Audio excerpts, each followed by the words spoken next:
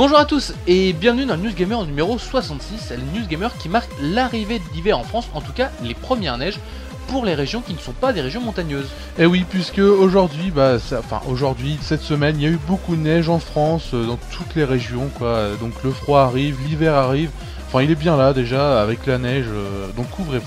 Et oui, mais nous, ça ne nous arrête pas l'hiver. Et non, vous avez vu cette semaine déjà quasiment une vidéo tous les jours. Et on va continuer comme ça jusqu'à Noël tout simplement parce qu'on a un petit peu de retard. Et puis parce que c'est mieux de faire les vidéos tests quand même avant Noël pour savoir qu'est-ce qu'on achète. Donc on continuera comme ça et puis on continue à News Gamer qui commence tout de suite. Au sommaire de cette News Gamer, on aura des informations concernant Tomb Raider, la série Halo, Army of Two ou encore Metro Last Light. Cette semaine dans nos partenaires, nous vous parlerons de la Neo Geo X, de la Wii Mini, mais aussi d'Epic Games. On passera au crible Arbitrage, un thriller financier. Et on passera aussi au crible Le Hobbit, un nouveau film de Peter Jackson. On se quittera avec du cinéma. Alors cette semaine, il fallait retenir des dates de sortie. Et oui, puisqu'il y a eu des dates de sortie, 2 dates de sortie qui ont été dévoilées. Donc la première c'est pour Rayman Legends, donc l'épisode Rayman exclusif à la Wii U. Il sortira le 28 février prochain, en 2013. Donc il avait été reculé, normalement il devait sortir le 30 novembre dernier, mais malheureusement avec des problèmes de développement, etc. Ubisoft a décidé de sortir le 28 février. Et la deuxième date c'est pour Crysis 3, donc Electronic Arts a annoncé que le jeu sortira le 21 février 2013, donc ça fait des bonnes dates. Bah oui, c'est toujours des bonnes dates à prendre, et puis sinon on va parler de plein d'autres choses, et on va notamment parler d'un nouveau jeu qui va sortir, et oui, il arrive de nulle part, et il se montre, on regarde ça tout de suite. Si Tomb Raider s'apprête à faire un retour remarqué en 2013, sa bande-son se prépare à nous en mettre plein les oreilles. Une vidéo nous montre le travail particulier réalisé autour des bruitages et autres musiques, et le résultat est bluffant. Il faudra attendre le 8 mars 2013 pour entendre le résultat final. There have been many composers in the games or the films, but they've always used the original theme. They said, we want to start with a clean slate. Lors d'un petit Nintendo Direct cette semaine, Nintendo a dévoilé un trailer pour Dragon Quest X, mais pour la version Wii U. Ce MMORPG déjà disponible au Japon sur Wii avec un abonnement sortira donc sur la nouvelle console du constructeur, et ma foi, c'est plutôt sympa.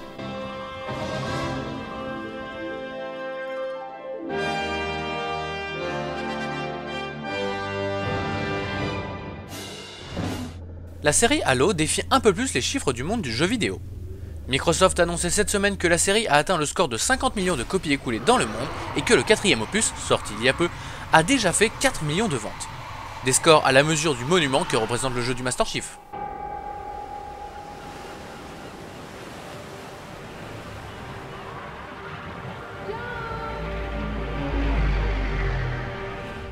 Army of Two The Devil's Cartel s'est montré cette semaine dans un trailer nommé Mission de routine, et on comprend pourquoi. Ça pète de partout et les deux héros sont malmenés du début jusqu'à la fin. Ça annonce donc un jeu bourré d'action, et le tout sous Frostbite 2. Alpha, Bravo, you're up. Permission to engage. Permission? En ces temps de crise, les créations originales ne sont pas légion, c'est pourquoi l'annonce de Mars Warlogs fait du bien.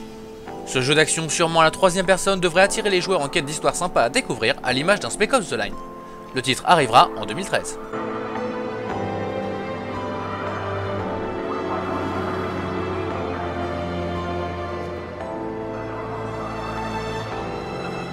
Et ça continue avec Metro Last Light. En effet, THQ a sorti cette semaine une nouvelle vidéo de survivants qui parle d'un commandant essayant de survivre dans un monde post-apocalyptique. C'est plutôt classe.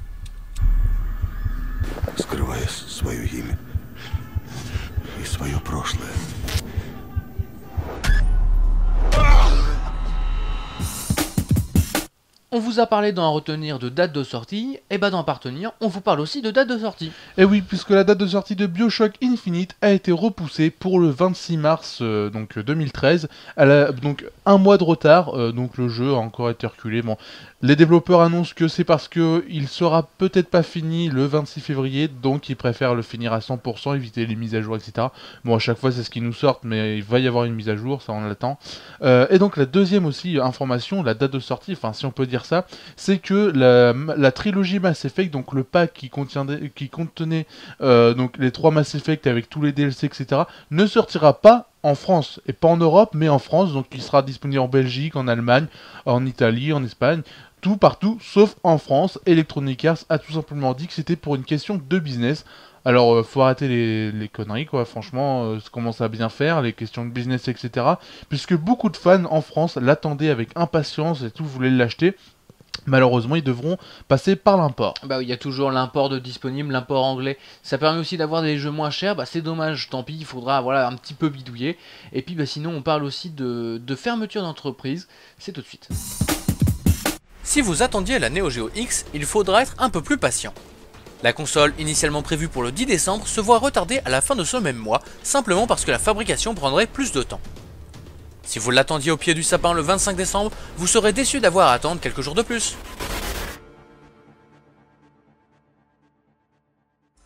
Après avoir annoncé la Wii Mini, Nintendo précise des petites choses sur cette console. Déjà, ce qui est sûr, c'est qu'elle n'aura pas la rétrocompatibilité avec les jeux GameCube, mais aussi qu'elle n'aura pas de Wi-Fi. Mais Nintendo a annoncé cette semaine que la console n'aura pas de lecteur de carte SD. Une honte pour 100 $.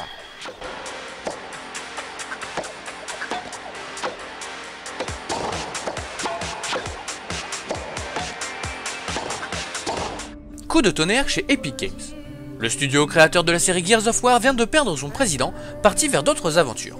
Il explique qu'il a envie d'ailleurs de faire d'autres choses et après 10 ans au sein de l'entreprise américaine, on ne lui en tiendra pas rigueur. Souhaitons-lui bon vent et bon courage à Epic pour trouver son remplaçant.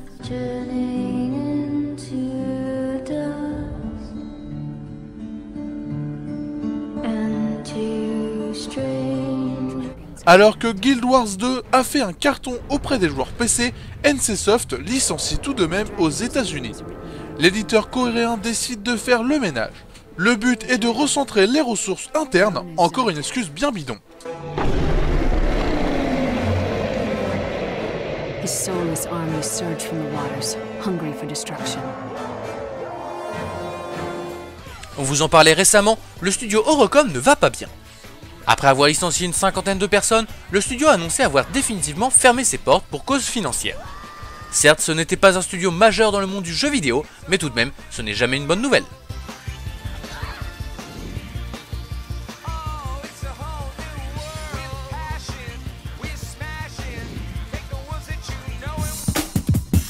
Cette semaine, on change nos habitudes puisqu'on passe au crible 2 films. Et oui, on passe le premier film, donc c'est Arbitrage, un thriller américain hein, avec un riche new-yorkais qui fait des affaires, des affaires pas très légales.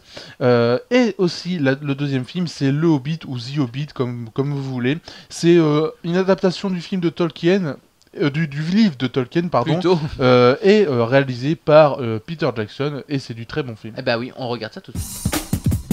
Arbitrage, c'est un thriller sur fond d'argent et de pouvoir, mais dans tous les cas, c'est à voir. Le premier point à soulever, c'est le casting. Dans ce film, vous retrouverez des acteurs connus tels que Richard Gere, Tim Roth ou encore Suzanne Sarandon. Un excellent casting pour un thriller bien mis en scène.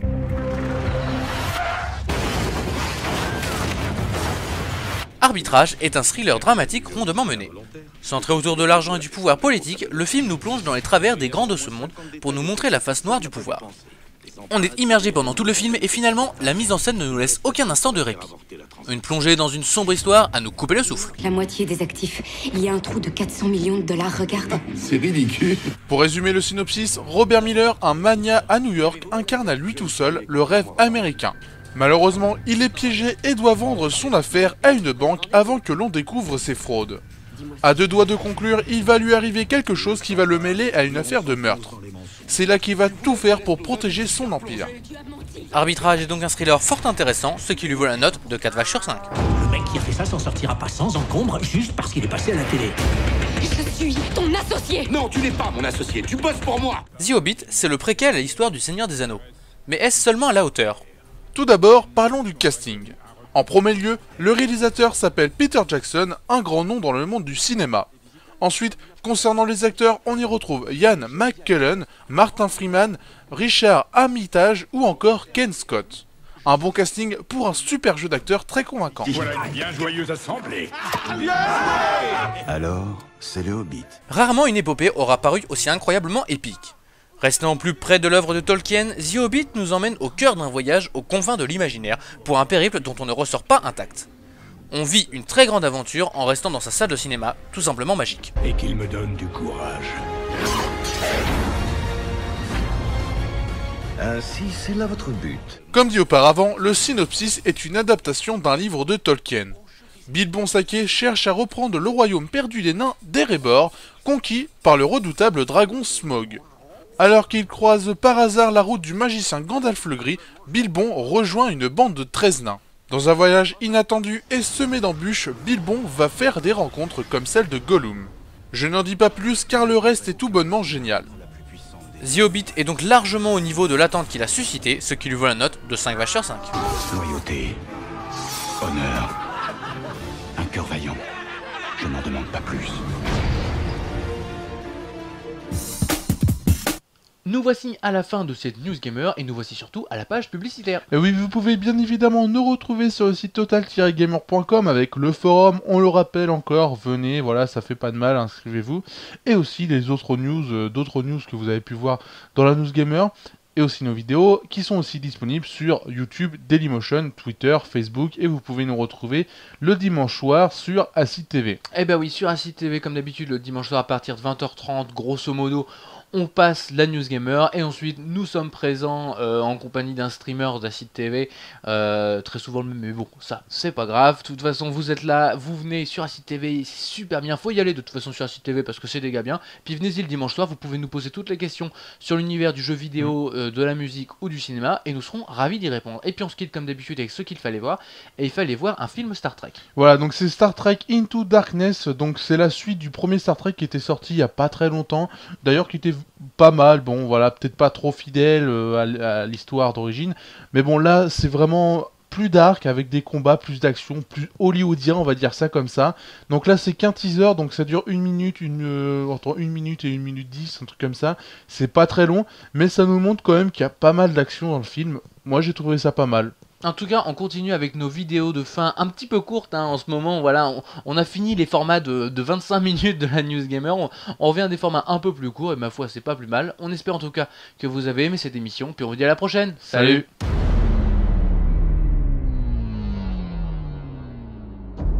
Vous croyez votre monde en sécurité. C'est une illusion. Un mensonge destiné à vous rassurer. Profitez de ces derniers moments de paix. Car je suis revenu pour accomplir ma vengeance.